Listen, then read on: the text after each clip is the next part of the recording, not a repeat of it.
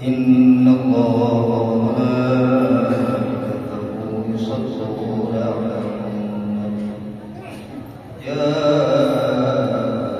أيها الذين آمنوا صلوا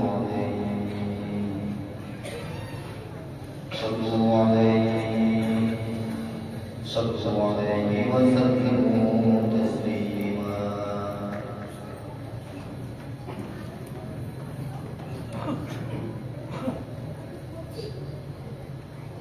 Assalamualaikum warahmatullahi wabarakatuh.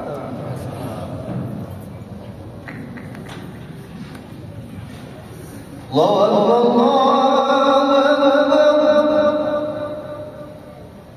Allah.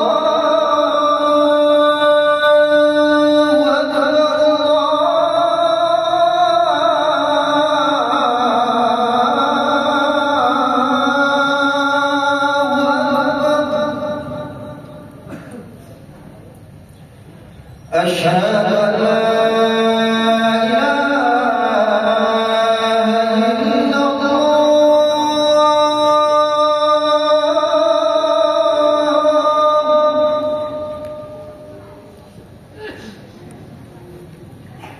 أشهد أن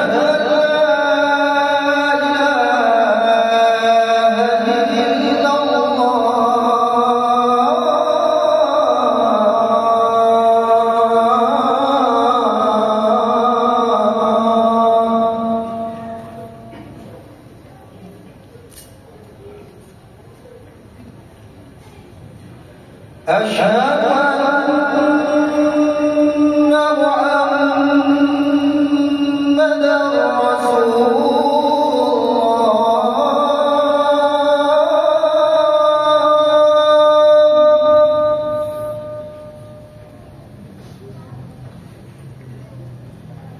أشهد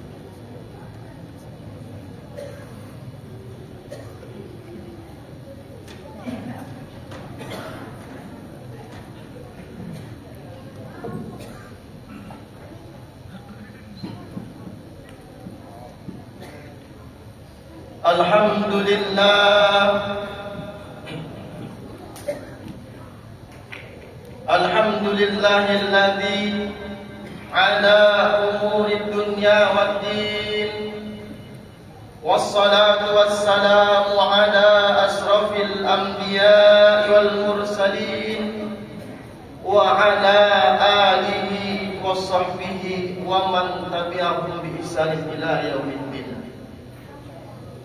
الذي نحمده ونستعينه ونستغفره ونعوذ بالله من شرور أنفسنا ومن سيئات أعمالنا من يهد الله فلا مضل له ومن يضلل فلا هادي له أشهد أن لا إله إلا الله وحده لا شريك له وأشهد أن محمدا عبده ورسوله لا نبي بعده اللهم صل على سيدنا محمد وعلى آل سيدنا محمد يا أيها الحاضرون اتقوا الله حق تقاته ولا تموتن إلا وأنتم مسلمون قال الله تعالى في القرآن الكريم أعوذ بالله من الشيطان الرجيم بسم الله الرحمن الرحيم الذي خلق 7 سماوات طباقا ما ترى في خلق الرحمن من تفاوت فارجع البصر هل ترى من فطور صدق الله العظيم Alhamdulillahi Rabbil Alamin. Kita ucapkan puji serta syukur kita kepada Allah Subhanahu wa ta'ala karena telah memberikan kita banyak nikmat, terutama pada Jumat ini, yaitu nikmat waktu, nikmat sempat, dan yang paling utama adalah nikmat iman dan Islam, sehingga kita bisa melaksanakan kewajiban kita. Kita berharap kepada Allah Subhanahu wa ta'ala supaya nikmat ini akan selalu bersama kita sampai akhir hayat kita, dan kita bisa melaksanakan kewajiban-kewajiban dan juga perintah Allah Subhanahu wa ta'ala. Selawat beriringkan salam kita ucapkan pada junjungan alam, yakni Nabi kita Muhammad sallallahu alaihi wasallam, dengan ucapan Allahumma salli ala Sayyidina Muhammad wa ala ali Sayyidina Muhammad. Pada kesempatan yang singkat ini, Khatib berwasiat kepada kita yang hadir di sini, terutama untuk diri Khatib sendiri, supaya selalu bertakwa kepada Allah Subhanahu wa ta'ala dalam artian menjalankan segala yang telah diperintahkan oleh Allah dan menjauhi segala yang telah dilarang oleh Allah Subhanahu wa ta'ala. Kata wasiat ini bukan saja sebagai pelengkap rukun khutbah kita hari ini, tetapi hendaklah kita hujamkan dalam hati kita. Kita yakini dan berusaha untuk menjalankan apa yang diwasiatkan ini. Adapun judul khutbah pada kesempatan yang singkat ini adalah at-tawazun ataupun keseimbangan. Allah Subhanahu wa ta'ala memberi syarat kepada kita harus senantiasa hidup dalam keseimbangan. Sebagaimana Allah telah menciptakan alam semesta beserta seluruh isinya, itu senantiasa berada dalam keseimbangan. Sebagaimana Allah kemukakan dalam Al-Quran surat Al-Mulk ayat 3. A'udzu billahi minasyaitonir rajim. Alladzi khalaqa 7 samawati tibaqa ma tara fi khalqir rahmani min tafawut farji'il basar hal tara min futur. Yang menciptakan 7 langit berlapis-lapis tidak akan kamu lihat sesuatu yang tidak seimbang pada ciptaan Tuhan yang Maha Pengasih. Maka lihatlah sekali lagi, adakah kamu lihat yang celah?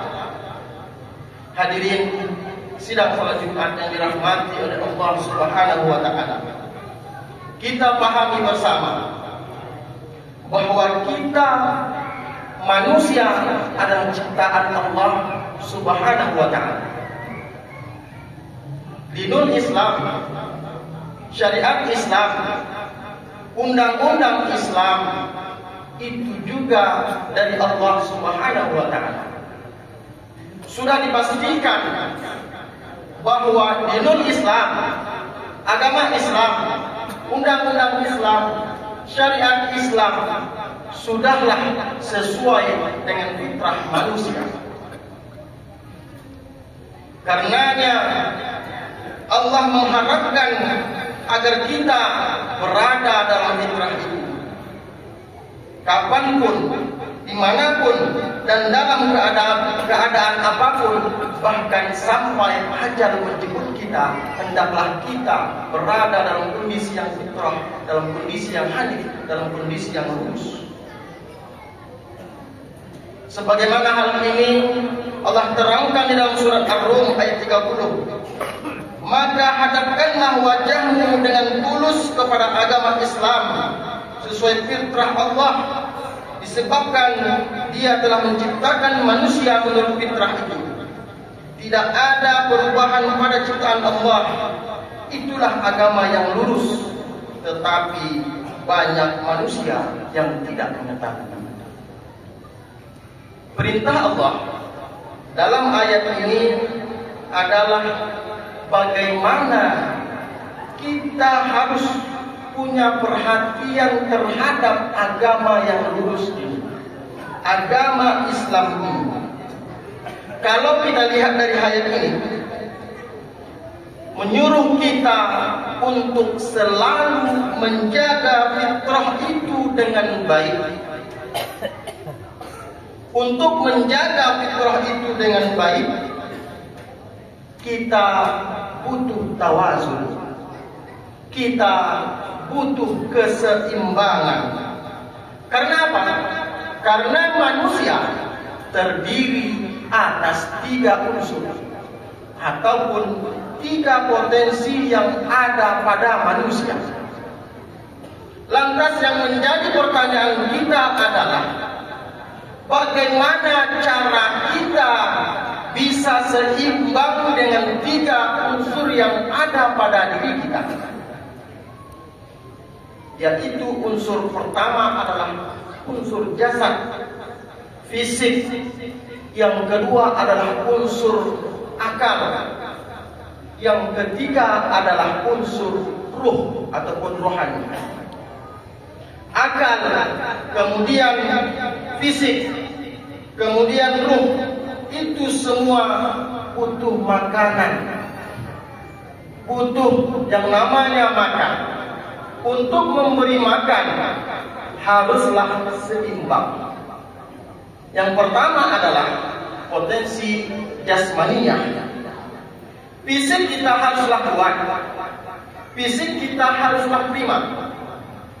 Karena Rasulullah juga mengharapkan kita seperti itu. Sebagaimana Rasulullah berkata bahwa mukmin yang kuat lebih Allah cintai daripada mukmin yang lemah. Bahkan dengan kuatnya fisik kita, kita bisa melaksanakan banyak ibadah. Kalau fisik kita tidak kuat, otomatis ibadah berkurang kita lakukan. Ada sesuatu ibadah yang tidak bisa kita lakukan. Kaum muslimin sedang sholat Jumat yang dirahmati oleh Allah Subhanahu wa taala. Di dalam Islam, untuk memenuhi kebutuhan ini ada tuntunan, ada pedoman, ada pijakan yang harus kita penuhi. Yang pertama adalah kebutuhan makan dan minum. Fisik kita butuh makan dan minum seperti mana yang kita makan hari ini. Nasi, lauk pauk dan lain sebagainya. Tetapi untuk memberi makan dan minum, Allah gariskan dua prinsip. Sesuai di dalam Al-Quran surat Al-Baqarah ayat 168. A'udzu billahi minasyaitonir rajim. Ya ayuhan nasu kulu mimma fil ardi halalan thayyibah.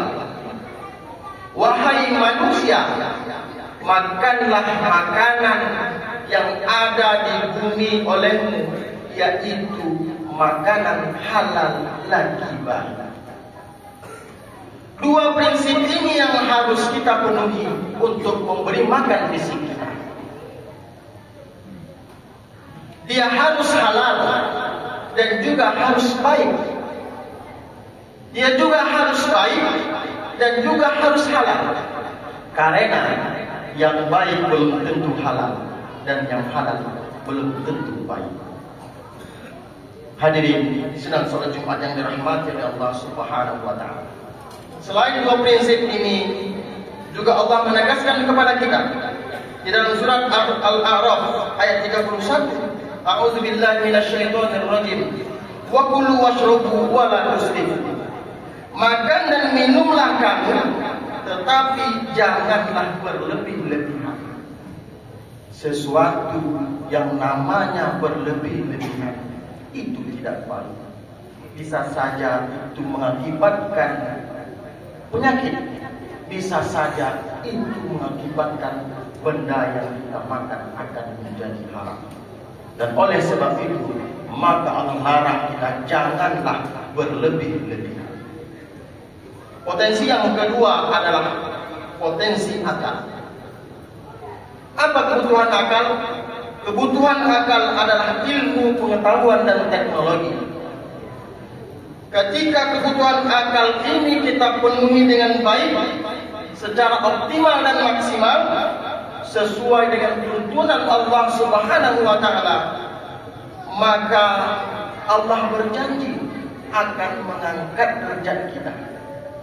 Hal ini juga Allah terangkan di dalam Al-Quran surat Ar-Ra'd ayat 11.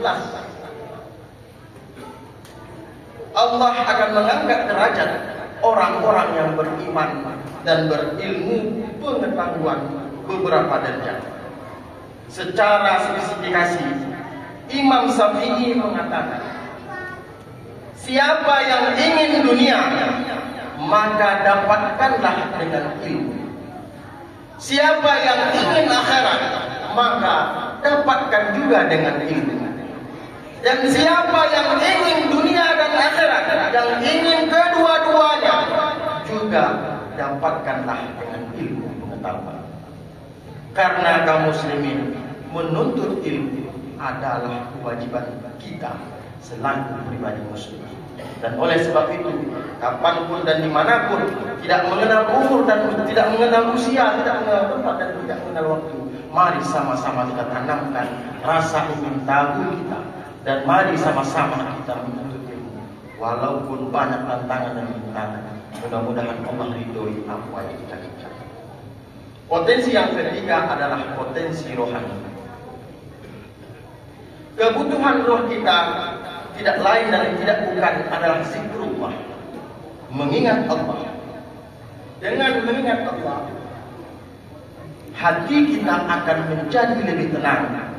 Hati kita akan menjadi lebih tentram dan bisa membuat kita bahagia. Hal ini Allah katakan di dalam surat Ar-Ra'd ayat 28, yaitu orang-orang yang beriman, hati mereka menjadi tentram dengan mengingat Allah. Ingatlah bahwa hanya dengan mengingat Allah, hati selalu tentram. Kalau ingin hati tentram, kalau ingin hati tenang, kalau ingin hati bahagia, bahwa hanya dengan mengingat Allah buat hati kita tenang. Bahkan Rasulullah SAW menegaskan di dalam hadis riwayat Bukhari dan Muslim, perumpamaan orang yang mengingat Allah dengan orang yang tidak mengingat Allah adalah seperti orang yang hidup dan orang yang mati. Orang yang mengingat Allah diumpamakan seperti orang hidup, dan orang yang tidak mengingat Allah diumpamakan seperti orang mati.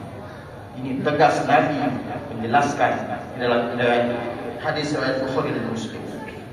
Hadirin sedang sholat Jumat yang dirahmati oleh Allah Subhanahu wa taala. Inilah 3 potensi yang harus kita penuhi sesuai dengan ketentuan Allah Subhanahu wa taala. Ketika kebutuhan jasad kita penuhi dengan baik, maka jasad itu akan kuat dan akan baik. Ketika kebutuhan akal kita penuhi, maka banyak kemudahan-kemudahan yang kita dapatkan dan derajat kita diangkat oleh Allah Subhanahu wa taala. Dan ketika kebutuhan roh kita penuhi dengan baik, maka hati kita akan tenang dan bahagia. Mudah-mudahan di waktu yang singkat ini, di hari yang baik ini, mari kita jadikan momentum untuk kita menjadi pribadi muslim yang seimbang, berada pada jalan yang lurus, dan tentunya jalan yang diridhoi oleh Allah Subhanahu wa taala. Fa'tabiru ya ulil absar la'allakum turhamun. Allahumma shalli wa sallim ala sayyidina wa maulana Muhammad wa ala alihi wa sahbihi wa sallam. Wa radiyallahu tabaraka wa ta'ala an kulli sahabati ajma'in.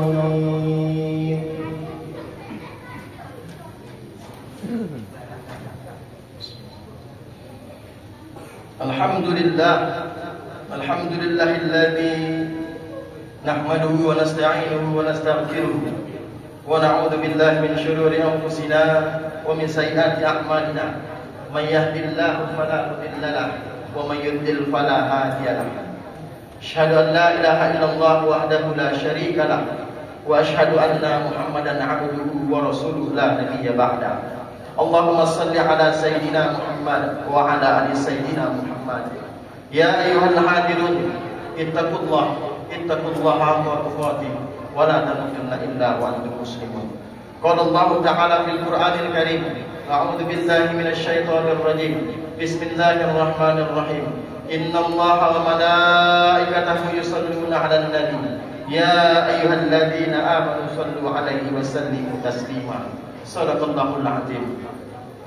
Allahumma salli ala sayyidina Muhammad wa ala ali sayyidina Muhammad kama sallaita ala sayyidina Ibrahim wa ala ali sayyidina Ibrahim wa barik ala sayyidina Muhammad wa ala ali sayyidina Muhammad kama barakta ala sayyidina Ibrahim wa ala ali sayyidina Ibrahim fil alamin innaka Hamidum Majid. Allahumma ighfir lil muslimina wal muslimat wal mu'minina wal mu'minat al-ahya'i minhum wal amwat innaka ala kulli syai'in qadir. Allahumma inna na'udzubika minal hammi wal hazan wa na'udzubika minal 'ajzi wal kasal wa na'udzubika minal jubni wal bukhl wa na'udzubika min ghalabati ad-dayn wa qahrir rijal. Allahumma ighfir lana dzunubana wa liwalidayna warhamhuma kama rabbayana shaghira. Lijamil muslimina wal muslimat wal mu'minina wal mu'minat al-ahya'i minhum wal amwat innaka ala kulli syai'in qadir. Rabbana atina fid dunya hasanah wa fil akhirati hasanah wa qina adzabannar. Ibadallah, innallaha ya'muru bil 'adli wal ihsan wa ita'i dzil qurba wa yanha 'anil fahsya'i wal munkar wal baghi ya'idukum la'allakum tadhakkarun. Fala zikrullahi akbar. Aqimus shalah. Allahu akbar, Allahu akbar. Asyhadu an la